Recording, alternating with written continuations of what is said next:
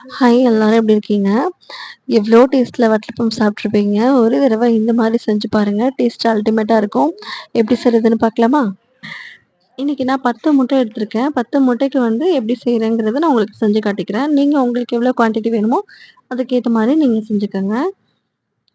இதுக்கு பார்த்தீங்கன்னா, நான் 1 முட்டைக்கு வந்து இந்த சம்சாவால நான் வந்து 2 ஸ்பூன் அளவுக்கு வந்து சுகர் ஆட் பண்ணிக்கிறேன். 10 முட்டைக்கு வந்து அதே ஸ்பூன் ஆட்டி நான் வந்து 20 ஸ்பூன் சீனி வந்து ஆட் பண்ணிக்கிறேன். உங்களுக்கு வந்து சுகர் வந்து கூட வேணும் அப்டின்னா, நீங்க கூட ஆட் பண்ணிக்கலாம்.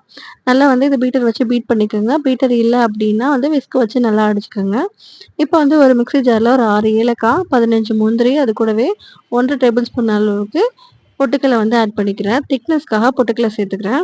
இத வந்து பேஸ்ட் பண்ணிட்டு வந்து தண்ணி இல்லாம வந்து பவுடர் பண்ணி தனியா வச்சுக்கோங்க. நம்ம அடிச்சு வச்சிருக்கோம்ல முட்டை, அதுல வந்து இத ஆட் பண்ணிக்கோங்க. இது கூடவே 1 1/4 அளவுக்கு நல்லா கெட்டியான பால் வந்து இத ஆட் பண்ணிக்கிறேன். நான் வந்து மில்க் வந்து ஆட் பண்ணும்போது வந்து நான் வீடியோ ஷூட் பண்ண மறந்துட்டேன். ஸோ, அதனால நீங்க மறக்காம வந்து மில்க் ஆட் பண்ணிக்கோங்க. மில்க் ஆட் பண்ணும்போது டேஸ்ட் இன்னுமே நல்லாயிருக்கும். நம்ம பவுடர் பண்ணி வச்சிருந்தது எல்லாத்தையுமே வந்து இந்த முட்டையோட சேர்த்து இன்னொரு தடவ பீட் பண்ணி எடுத்துக்கலாம். நல்லா கட்டி இல்லாம பீட் பண்ணி எடுத்துக்கோங்க.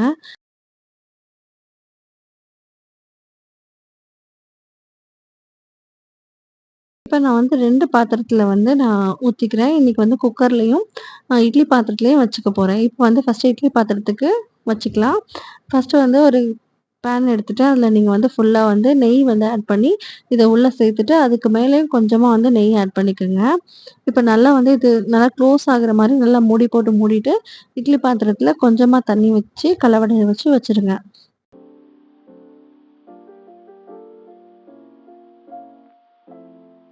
ஒரு 45 மினிட்ஸ்க்கு அப்படியே இருக்கட்டும். அப்பப்ப தண்ணி மட்டும் இருக்கான்னு செக் பண்ணிக்கோங்க. இப்ப வந்து குக்கர்ல வைக்கிறதுக்கு நம்ம வந்து ரெடி பண்ணிக்கலாம். சின்ன பாத்திரத்தில நான் வந்து அதே மாரி கீ ஆட் பண்ணிக்கிட்டு, இத ஆட் பண்ணி மேல வந்து கொஞ்சமா நெய் ஆட் பண்ணிக்கிறேன். ஸோ இப்ப வந்து குக்கர்ல வந்து தண்ணி மேல வந்துரக்கூடாது. அதுக்காக 2 மூடி போட்டு நான் மூடிக்கிறேன். ஸோ நீங்களுமே அப்படியே உங்ககிட்ட அழுத்தமான மூடி இருந்ததுன்னா, ஒரே மூடியா போட்டுக்கோங்க. அப்படி இல்லன்னா 2 மூடியா போட்டு மூடிக்கோங்க. இதுக்கு வந்து சின்ன கலோட வச்சு கொஞ்சமா தண்ணி வச்சு நான் வந்து வச்சுக்கிறேன். ஏன்னா தண்ணி மேல வந்துரும் நெறைய வச்சுட்டீங்க அப்டின்னா, அதனால கொஞ்சம் கொஞ்சமா தண்ணி ஊத்தி பாத்துக்கங்க. இது ஒரு 8 விசில் வர வரைக்கும் நீங்க வச்சுக்கங்க.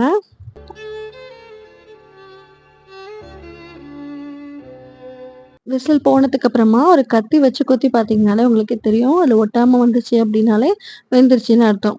இப்ப வந்து ஃபர்ஸ்ட்டு நம்ம இட்லி பாத்திரத்துல வச்சோம் இல்லையா? அது ரெடி ஆயிடுச்சு. நம்ம இப்ப வந்து இத வந்து எடுத்து பாத்துக்கலாம். எப்டி இருக்குன்னு சொல்லிட்டு.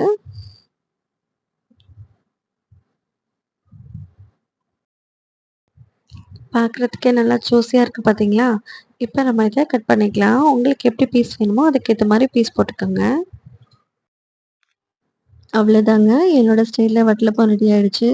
எப்படி இருக்குன்னு செஞ்சு பார்த்துட்டு மறக்காம கமெண்ட்ல சொல்லுங்க. வீடியோ புடிச்சிருந்தா லைக் பண்ணிட்டு, சப்ஸ்கிரைப் பண்ணிடுங்க. நெக்ஸ்ட் ஒரு வீடியோல பார்க்கலாம். பாய்.